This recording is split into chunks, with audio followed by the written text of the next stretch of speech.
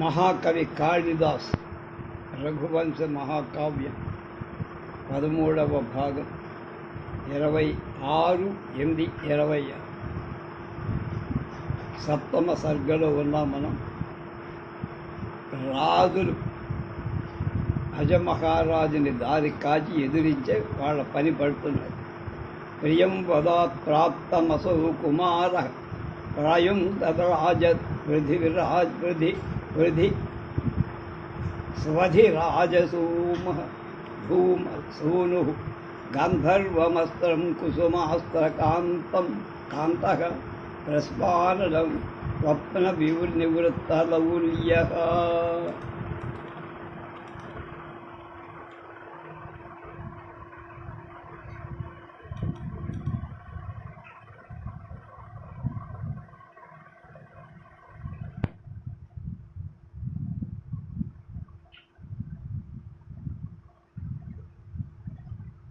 యుద్ధంలో దక్షిణ హస్తాన్ని అంబుద పొదిలో, వామహస్తాన్ని నారిపై ఆడిస్తూ చెవిదాకా లాగిన అల్లెతో రిపు వినాశకమైన బాణాలు వర్షిస్తూనే ఉంది.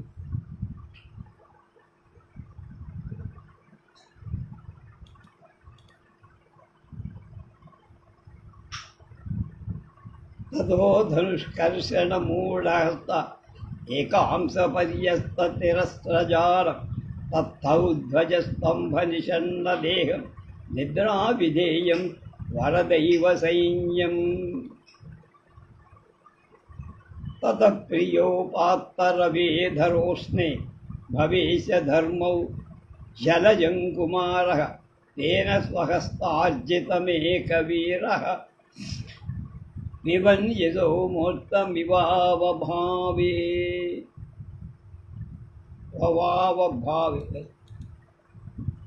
భల్లాలతో తెగ నరికిన శత్రువుల తలలతో నేలంతా నింపారు. తలల ముఖాలపై ఇంకా రోషంతో పెదవిని కొరుకుతున్న గుర్తులు కనపడుతున్నాయి. బొమ్మముడి పెద్దగా పడిన గీతలు అలాగే గజ ప్రధానాలైన సర్వ అంగాలతో కవచ భేచరుడైన సర్వాయుధాలతో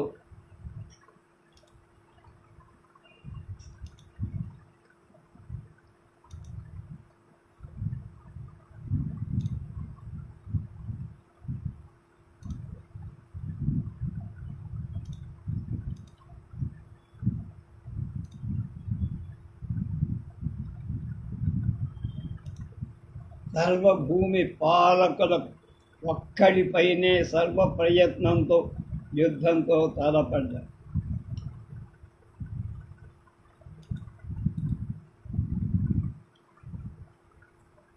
శంఖస్వనాభిజ్ఞతయా నివృత్తాః తం సన్నశత్రుం దధృక్షుస్వయోధ నిమీలితానామివ పంకజానం మధ్యే స్ఫురంతం ప్రతిమాశశాంకం.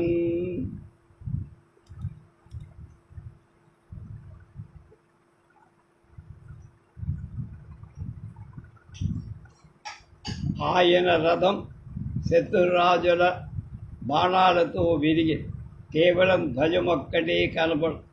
ముందు మంచు పట్టిన పొద్దుట కూడా కొద్దిగా వెలుగుతూ కనిపించే సూర్యుడిలాగా అప్పుడు ఆ మదన సమదేహుడు అతి జాగ్రత్త గలవాడు.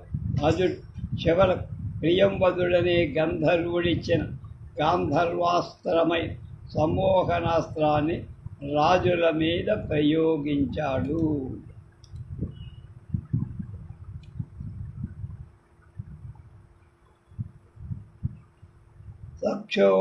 సశోణితైస్తేన శిరీషభాగే విక్షేపితాకేతు పార్థివానం యతో మృతం సంప్రతి రాఘవేన న జీవితం వకృపయేభి కర్ణాః తచాపకోటి నిఖతైవ బాహూ శరస్త నిష్కర్షణ భిన్నమౌభి లలాటబద్ధ శ్రమవారి బిందు లీలాం ప్రియా మేచ్చ వచోపభావే. ఇదమాభర్భకహార్యశత్రున్ వైదర్భి పశ్యానుమతామయాసి ఏవం విధేహవాహవ చేష్టితేన త్వం ప్రార్థ్యతే హస్తగతా మమైభిః తస్యాపతిద్వందిశతాభిశావ సజ్జో విముక్తం ముఖ మాలధాని నిశ్వాసబాష్పావగమాత్ ప్రసన్నః ప్రసారమాత్మీయమివ ఆత్మదర్శః పృష్టౌ సితాభ్రీవిజితాపదక్షాత్ వాగ్భిక్తవీయాం ప్రియసచ్చ సందత్ స్థలీ పదాంబుష తాభివృష్ట మయూర కేకాభిరివభ్రబృందం ఇది శిరసి వామం పాదమాదాయ రాజ్ఞం ఉదరవధనుర్భ్యాం వామదభ్యాం అపేద రథతురగరజోభిస్తర్య వృక్షాలకాగ్ర సమర విజయలక్ష్మీ నైవ మూర్తా బభూవ ప్రథమ పరిగతార్ధస్తరఘుసన్నివృత్తం విజయినమధిపం రాజ్యదయీ సమే తదుపహిత కుటుంబ శాంబినీ మార్గతోత్సోభూత్ దయీ సతి కుంధుర్యే సూర్యమస్యాగృహాయ.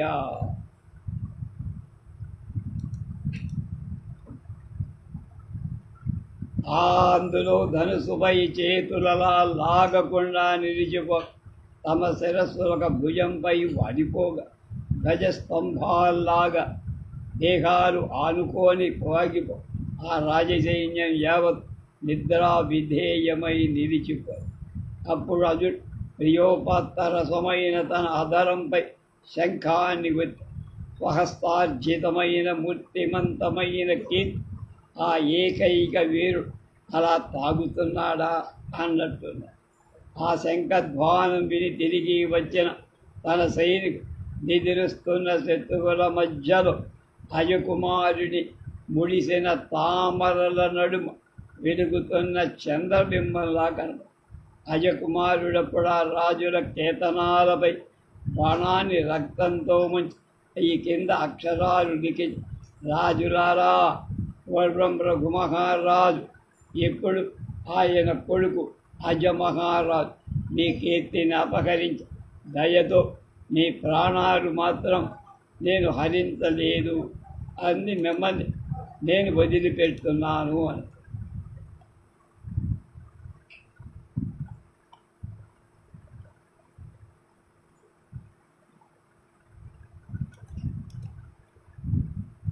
తదుపరి ఆయన ధనుష్కోటిపై ఒక చేతినాని శిరస్త్రాణం తెత్తి మీద ఆ తలపాగాది వెంట్రుకలు విరుచుకొని నుదుట శ్వేత బిందువులు తొలగుతుండగా భయభ్రాంతురాలైవన్ ఇందుమతి వద్దకు వచ్చి ఇలా అన్నారు. ఇందుమతి, బాలకాపహార్య శస్త్రులై శత్రురాజులను చూడు, నీకు అనుమతిస్తారు. ఇదిగో పాపం, అలా పడి నిద్రపోతూ నా చేతికి చిక్కిన నీకోసం కలలు కంటున్నారు పాపం.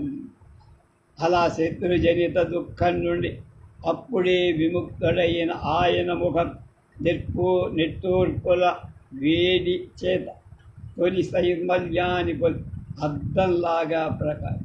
అలా శత్రువులను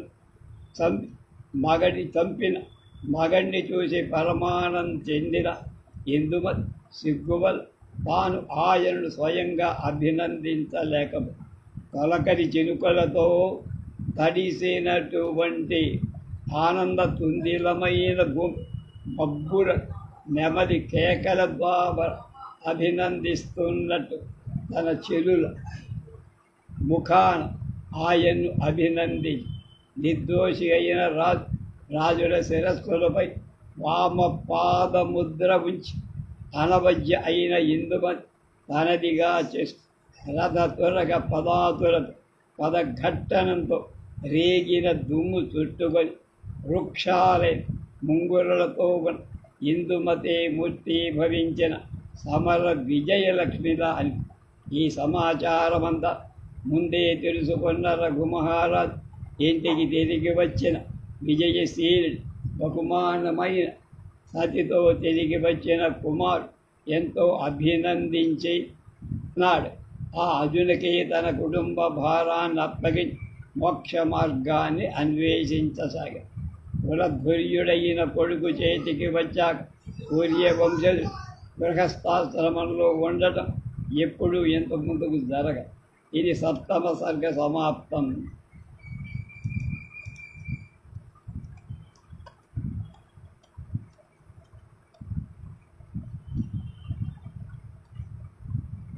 ఒక్కసారి మళ్ళా శ్లోకాలు.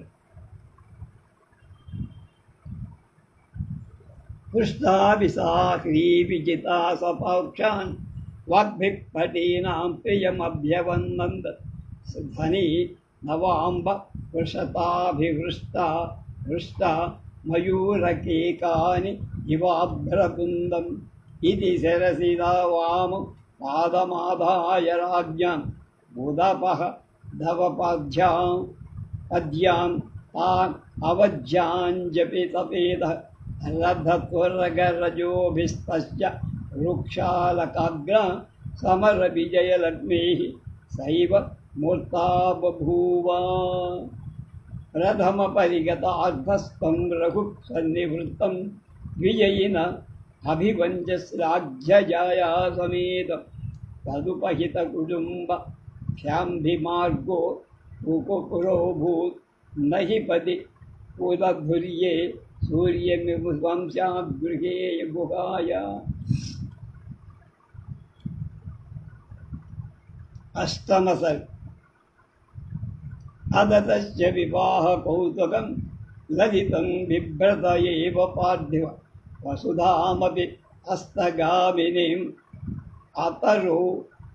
అతరో ఇందుమతీం ఇవాపరాం.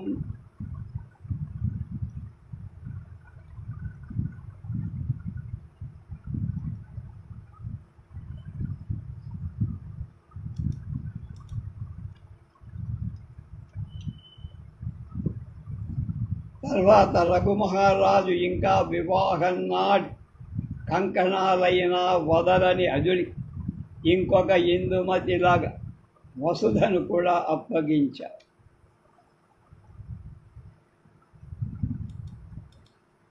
దురితైరపి కర్తుమాత్మసాత్ ప్రయంతదే నృపసూనభూహియత్ తదుపస్థితమగ్రహీతజ విదుర్రాజ్ఞేతిన భోగతృష్ణయా.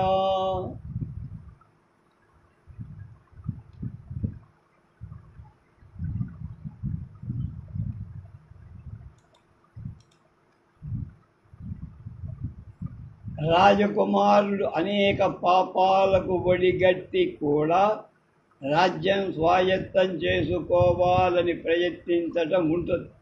కానీ అజకుమారుడు మాత్రం కేవలం తన తండ్రి ఆజ్ఞ అని తనంతట వచ్చిన రాజ్యాన్ని పరిగ్రహించి అదైనా ఏమాత్రం భోగ దృష్టితో తృష్ణతో కానే కాదు. అనుభూయ వశిష్ఠ సంవృతై సలిలైస్తేన మహాభిషేకం సహాభిషేకం విశదోచ్ఛ్వసితేన మేదిని కథయామాస కృతార్థతామివ.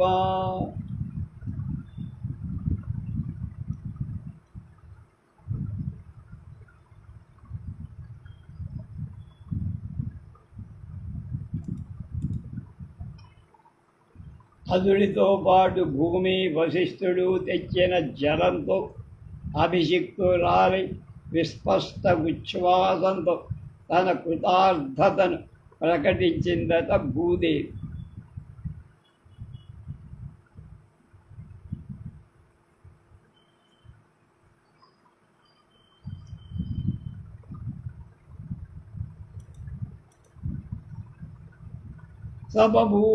సబభూవ దురాసద పరై గురునాధర్వ నిదాకృతక్రియ పవనాగ్ని సమాగమో వ్యయం సహితం బ్రహ్మయ దస్త తేజసా.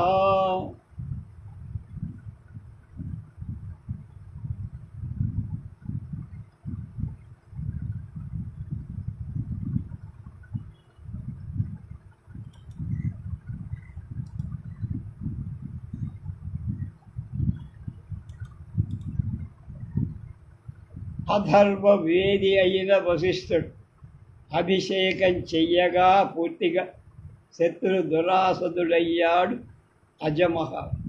బ్రహ్మ తేజస్సు అస్త్ర తేజస్సుతో కూడడ అగ్నికి గాలి తోడైనట్టే కదా.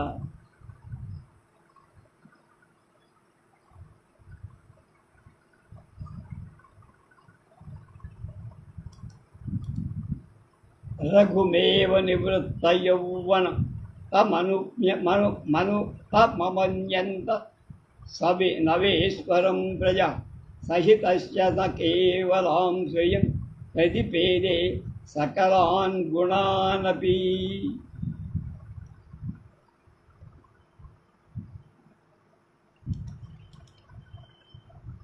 తిరిగి యవ్వనం పొందిన రఘుమహారాజుగానే అజమహారాజు ప్రజలు భావించారు. అంటే తండ్రిలాగా. తాను కేవలం తండ్రి రాజ్యలక్ష్మినే కాదు, ఆయన గుణాలు కూడా సంపాదించుకున్నాడు అజమహారాజు.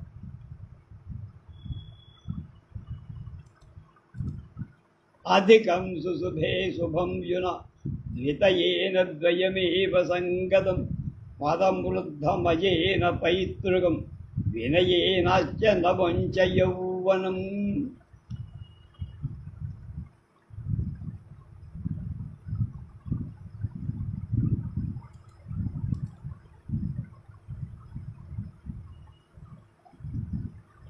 సమృద్ధమైన పైతృక రాజ్యం అజుడితో అదుని నవయౌవనం వాడి వినయంతో కలిసి చాలా బాగా ప్రకాశ్. మహాబలుడైన అజుడు కొత్తగా కాపరానికి వచ్చిన భార్యనులాగా మేదిని భూదేవి బలవంతం చేస్తే భయపడిపోతానేమో అన్న దయావంతుడై అనుభవించాడు. సదయం బుభుజే మహాభుజ సహసోద్వేగమియం వ్రజేది అచిరోపసనతాం సమేదినిం నభపాణిగ్రహణాం వధూమివా.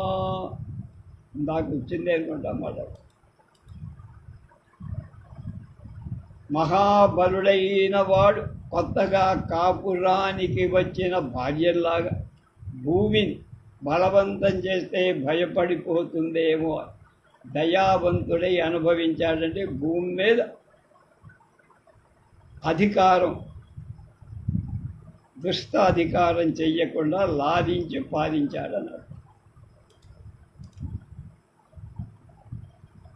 సదయం బుభుజే మహాభుజ సహసోద్వేగమియం వ్రజేది అచిరోపతతాం సమేదినిం నవపాణిగ్రహణాం వధూమివ.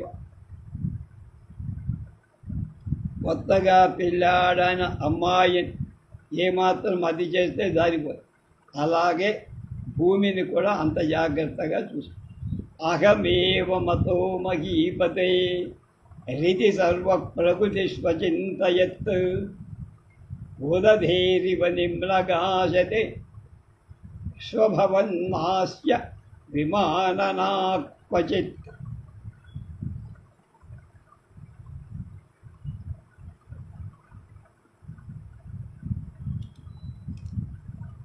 నేనే రాజుకు ఇష్టుడని జనులంతా అనుకున్న. సముద్రం అన్ని నదులకు ప్రియమే. అలాగే ఆయన ఒక్కరిని అనుమానించలేదు, అవమానించలేదు. ఆయన మరీ కటువుగా లేడు, మరీ మెతకగా లేడు. మధ్య మార్గాన్ని అవలమని గాలి చెట్లను పెరికి వేయకుండా వంచేసినట్టు రాజులందరి ఆయన వినమ్రుణ్ణి చేశాడట. అది ఆయన గొప్ప. నఖరోనచ భూయసా మృదు పవమాన పృథివీరుహాని స పురస్కృత మధ్యమక్కరం సమయామాస నృపాన్ అనుద్ధరన్.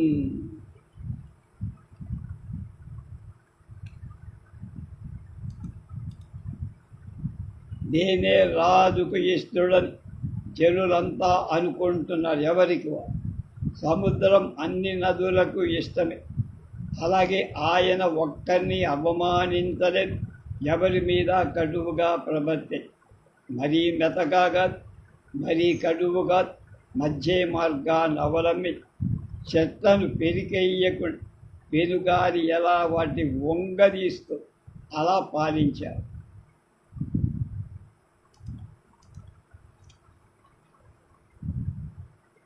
అథ వీక్ష రఘుప్రతిష్ఠితం ప్రకృతి స్వాత్మజమాత్మవత్తయ విషమేషు వినాశధర్మసు త్రిదివస్తే శ్వపి నిస్పృహో భవత్.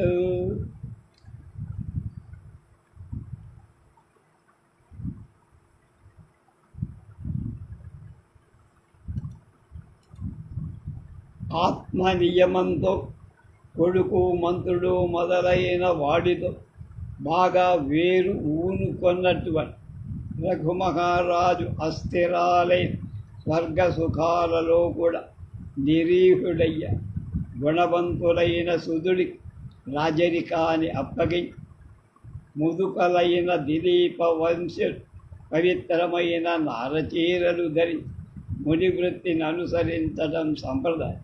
దాన్ని అనుసరించి అడవికి పోవాలని రఘువు అజుడు శిరోవేస్తన శోభితమై తల వంచి నమస్కరించాడు.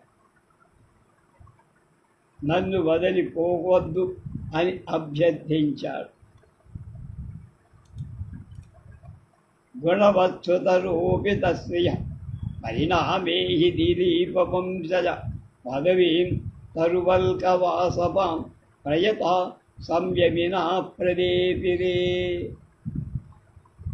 తమరంజ సమస్తయోన్ముఖం శిరసా వేష్టన శోభిత సుతః పితరం పరిపత్య పాదయో అపరిత్యాగ మయా చ ఆత్మనః. అయ్యా, నన్ను వదిలిపెట్టి వెళ్ళకండయ్యా, నేను ఇంకా బుడ్డాన్ని రాజ్యాన్ని చూసుకోవడం నా వల్ల కాదు అని తండ్రికి నమస్కరించి బతిమాలాడు వెళ్ళొద్దని అరణ్యాలకు అని.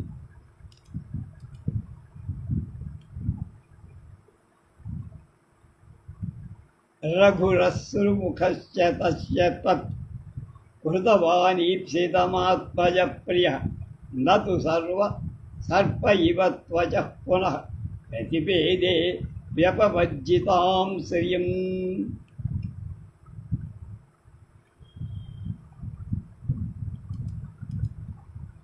ఉత్తరవత్సరుడైన రఘుమహారాజు కంట తడిపెట్టి కొడుకును చూసి అడవికి పోవటం మానేశారు. కానీ వదిలివేసిన లక్ష్మిని రాజ్యలక్ష్మి దగ్గరికి చేర్చారు. పాము వదిలివేసిన కుబుసాన్ని మళ్ళీ తీసుకుంటుందా? తీసుకో.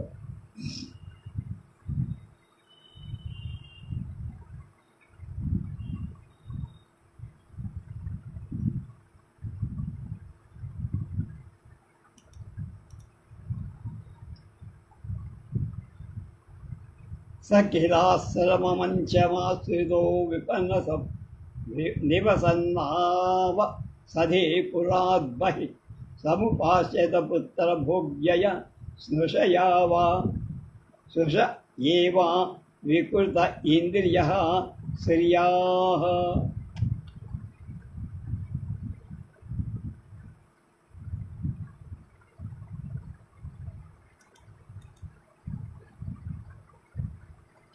ఊరి బయట ఒక ఆశ్రమం నిర్మించుకొని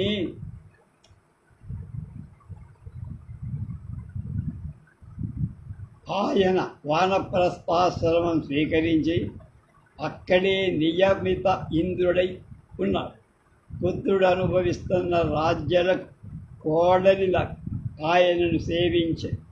అలా ఒకవైపు పాత మహారాజుడు ప్రశాంతంగా రఘుమహారాజుడు ఉండగా, మరొక వైపు కొత్త రాజు అజమహారాజు అధికారం చేపట్టగా వాళ్ళ వంశం ఒకవైపు చంద్రుడు అస్తమిస్తుండ, మరొక వైపు సూర్యుడు ఉదయిస్తున్న ఆకాశంలాగా కనపడిందంటాడు కాళిదాస మహాకవి.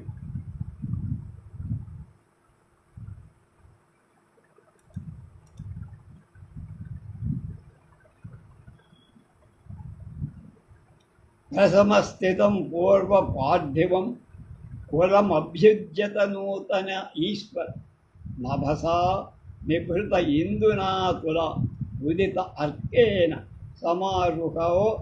సమారురోహ తత్.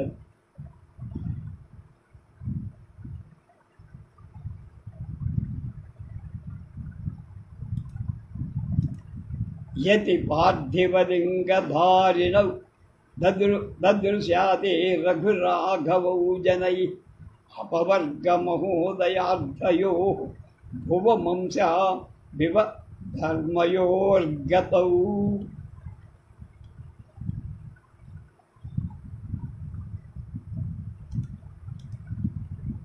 యతి వేషంలో ఒకడు, భూపతి వేషంలో ఒకడు ఉన్న ఆ తండ్రి కొడుకు మోక్షాభ్యుదయ ఫలకం కల నివర్తక ప్రవర్తక ధర్మ భూమిపై అవతరించిన జనానికి కనపడ్డారట. గొప్ప శ్లోకం కింద దక్కాలి. అజితాభిగమాయ మంత్రిభి యయుజే నీతి విశారదై అజ అనపాయ పదోపలబ్ధయే రఘు ఆప్తై సమయాయ యోగిభిః.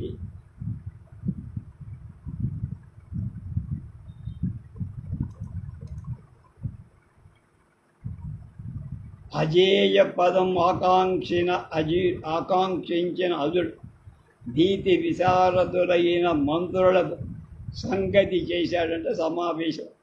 అనపాయి పదం అధిష్ఠింపకో రఘుమహారాజ్ ఆప్తులైన యోగులతో సంగతి. ఆయన యోగులతో మాట్లాడుతుంటే ఈయన మంత్రులతో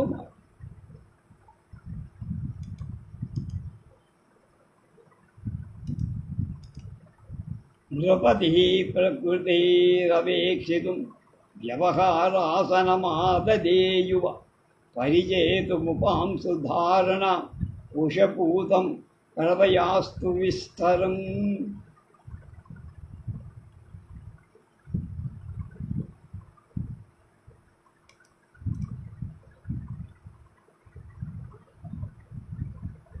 యువరాజైన రాజు కార్యార్థులైన ప్రజలు చూడటానికి ధర్మాసనం మీద కూర్చుంటే ధారణను అన్వేషిస్తూ విజన స్థలంలో జనం లేని ఒంటరి మొసలి రాజు పవిత్రమైన దర్భ ఆసనం. అది ధర్మాసనం, ఇది దర్భాసనం. అనయంత్ర ప్రభుశక్తి సంపద వశమేకో నృపతి అనంతరాన్ అపరః పరిధానయోగ్యయ మరుతః పంచశరీ గోచరాన్.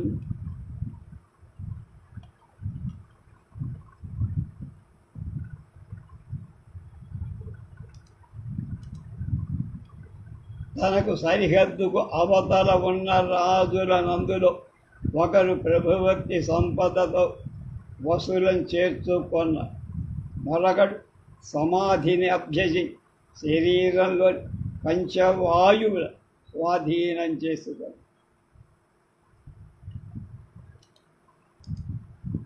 అకరోదచితే స్వరక్షితో విషదారంభ ఫలాని భస్మసాత్ ఇతరో దహనే స్వకర్మణ ప్రవృదే జ్ఞానమయేన వహ్నినా.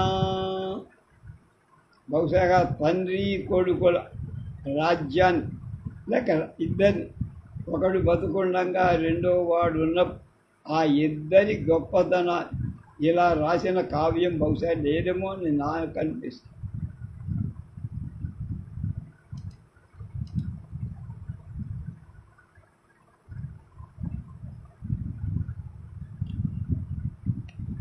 కొత్త రాజు భూమిపై ఉన్న తన పగవారి ప్రయత్నాలన్నిటినీ ఫలించకుండా భస్మం చేశాడు. మరి పాతరాజు జ్ఞానాగ్నితో స్వకర్మ దహనం చేసుకున్నాడు.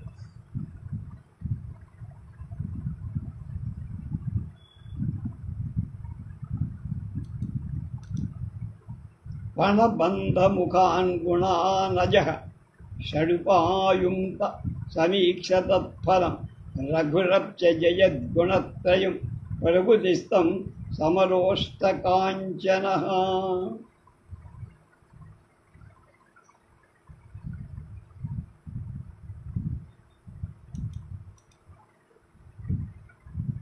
సంధి విగ్రహ యానాసన ద్వైతీ భావాలని 6 గుణాలు వాటి ఫలాలను సమాలోచించి అజుడు ఉపయోగించుట.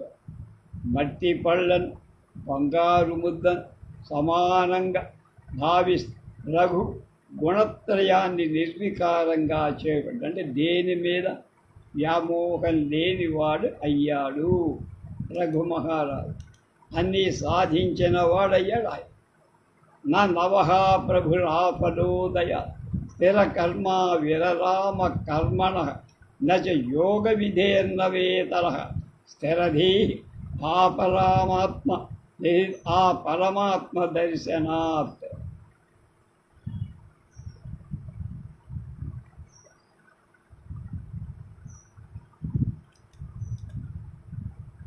స్థిరచిత్తుడైనటువంటి అజుడు ఫలించేద తన పనులను ఆపల.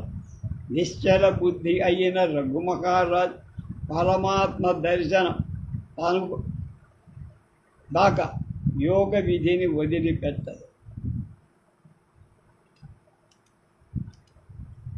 ఇది శత్రుషు చేంద్రియేషు చ ప్రతిషిద్ధ ప్రసరేషు జాగ్రతౌ ప్రసిత ఉదయాపవర్గయో ఉభయీం సిద్ధిముఖా వవాపతు.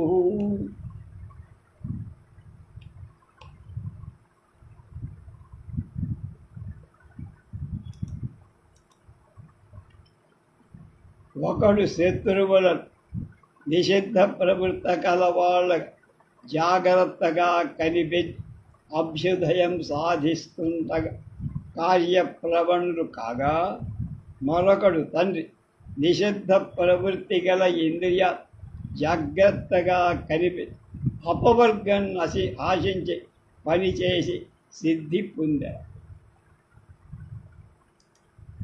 ఆయన అంటే ఫలం సాధించాడు, ఈయన సిద్ధికి దగ్గర. అధకాశ్చిదప అజవ్యపేక్షయ గమయిత్వా సమదర్శన సమా తమసః పరమాపదవ్యయం పురుషం యోగ సమాధినా రఘు. సర్వభూత సమదృష్టితో రఘు కొడుకు బలవంతంపై కొన్నాళ్ళు అలా గడిపి యోగ సమాధిలో అవ్యయం చీకటికి అవతలది అయిన పరమ పురుష పదాన్ని చేరాడంటే దేహ నిర్యాణం జరిగింది.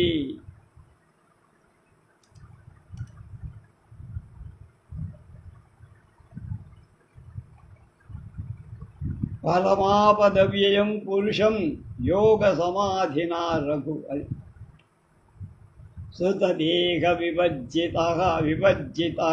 విభజ్యనప్యదు చరమశ్రోడి విముచ్య రాఘవ వేదధే విధిమస్య నైస్తికం యతిభిః సార్ధ మనగ్నిమగ్నిచిత్. అగ్ని చయనం చేసిన అజుడు తండ్రి దేహం చాలించాడని విని చాలా కాలం కన్నీరు కాచి తన తండ్రికి అగ్ని సంస్కార రహితమైన నైష్టిక విధి సన్యాసులతో పాటు నెరవేర్చి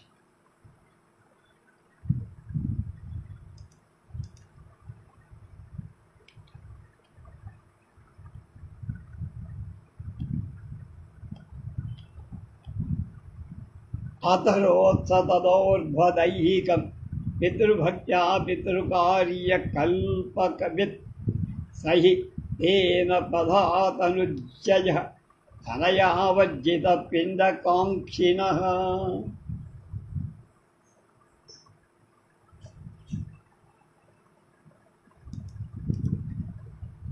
పితృకార్యకల్పం ఎరిగిన అజుడు కేవలం పితృభక్తితోనే తండ్రి అంత్యక్రియలు జరిపారు.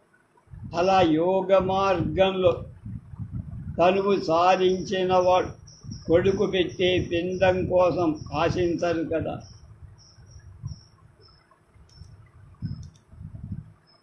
తనయా వర్జిత పిండకాంక్షణ, తనయుడు పెట్టే పిండం కోసం వర్జిత వదిలిపెట్టిన కాంక్ష అంటే తండ్రికి కొడుకు పిండం పెట్టాల్సిన అవసరం లేకుండా జరిగిందన్నారు. సపరాజ్యగతే రసోచ్యతాం పితురుద్దిశ్య సదర్థవేదిభిః చరితాధిరజిజ్య కార్ముక కృతవాన్ అప్రతిశాసనం జగత్ అన్నారు. మోక్షప్రాప్తి చెందిన తండ్రిని గురించి దుఃఖించటం తగదని పరమార్థ విధులు ఉపదేశించగా అజమహారాజ్ మనోవేదన వదిలి వీళ్ళెక్కడి లోకంలో తన ఆజ్ఞకు ఎదురు లేకుండా పరిపాలించారు.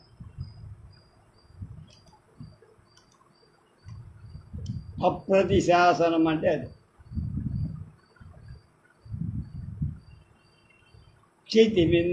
క్షితిరిందుమతి చ భామిని పతి మాసాజ్యతమగ్ర్య పౌరుషం ప్రథమా బహురత్నసు అభూపత అభూతపరావీర అజీజన సుఖం.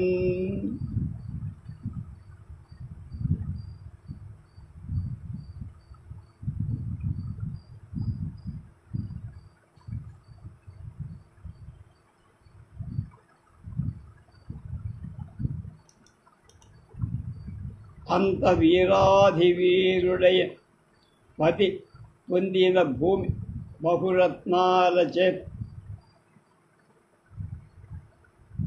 మోక్ష ప్రాప్తి చెందిన తండ్రిని గురించి దుఃఖించటం తగని పనని అది పరమార్థ విధులు ఉపదేశించగా అజమహారాజ్ మనోవేదనను వదిలి విల్లు పెట్టేటువంటి లోకంలో విల్లుతో పనుల తన ఆజ్ఞకు ఎవరు ఎదురు లేకుండా పరిపాలించారు.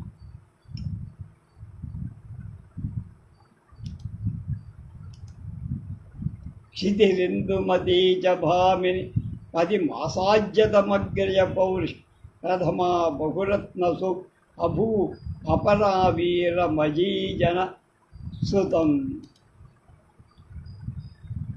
అంత వీరాధివీరుడైన పైతి పొందిన భూమి బహురత్నాలతో ధరించి ఇందుమతి కూడా అలాగే మహావీరుడైన ఒక కుమారుణ్ణి ప్రసవించింది. క్షితిరిందుమతీ చ భామిని పది మాసాజ్యతమగ్ర్య పౌరుషం ప్రథమా బహురత్నసూరభు అపరావీర మజీజనత్సుతం. కనుక ఆమెకు ఒక కొడుకు పుట్టాడు, అజమహారాజుకి కొడుకు పుట్టాడు. మిగతా విషయాలు రేపు చూద్దాం.